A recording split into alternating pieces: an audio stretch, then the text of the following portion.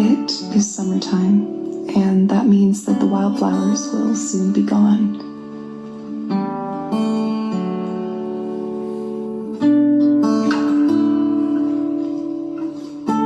During this time, I usually harvest what last little bits of flowers I find, and also start to focus on my own garden. Yesterday I made the happy discovery of wild chamomile growing among my marigolds. It is also known as pineapple weed, and like dandelions, it's not necessarily considered a gardener's friend. However, many of these weeds are actually quite useful and at times beneficial.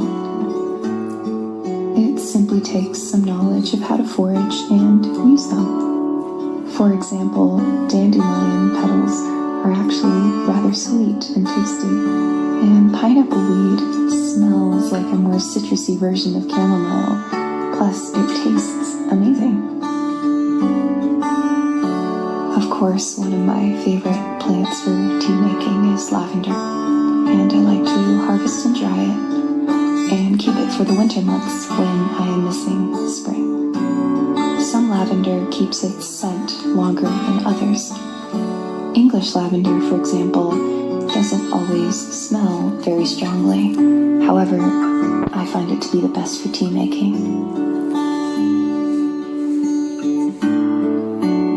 Still, I like to make a little bundle for drying.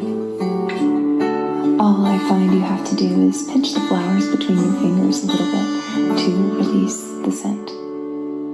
Or if I'm going to make tea, I use a mortar. Lavender tea is one of my absolute favorites. I never get tired of it.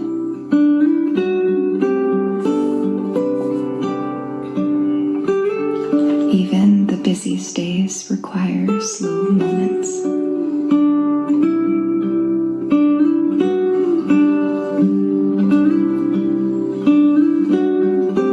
Though it's only the start of the summer, my herb garden is doing quite well. It is very abundant, and I am excited to have multiple harvests this year.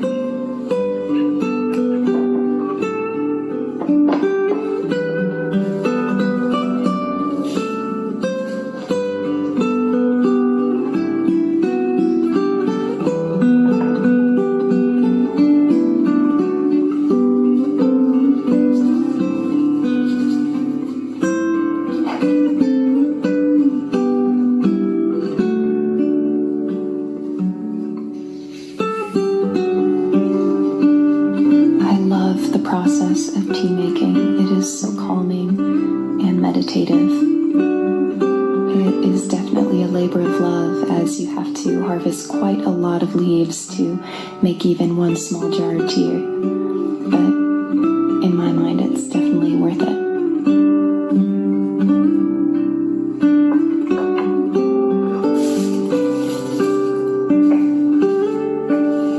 There are many ways to dry your tea leaves. Over here, it's not very humid, so I can dry them out in the sun within a day. However, you can also use a dehydrator, which is quite useful for large batches.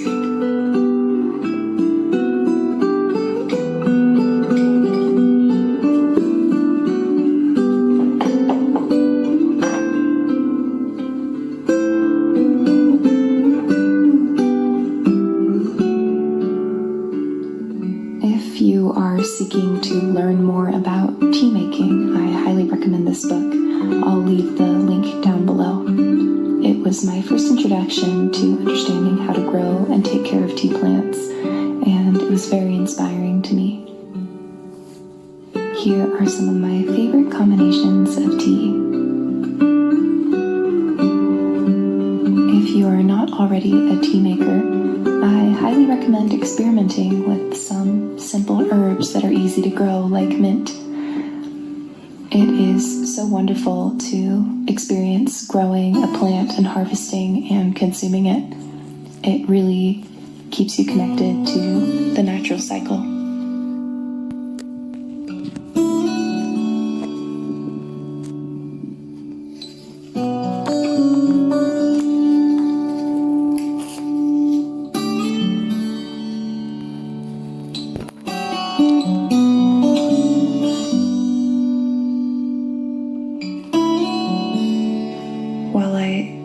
embrace and accept the importance of every season, summer is complicated for me.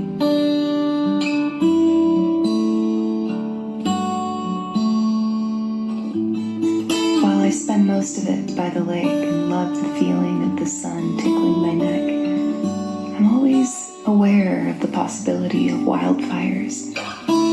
There's evidence of them all over the county, and so many trees have been lost. Wildfires can occur naturally, but many of them are started by accidents or by carelessness. My greatest fear is fire, since I have some memories associated with it that were highly traumatic.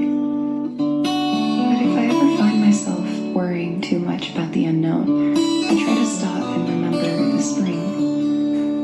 Nature doesn't stop growing just because of the fear of a future that may or may not happen. It blooms and thrives and does what it can with the time that it has. This is something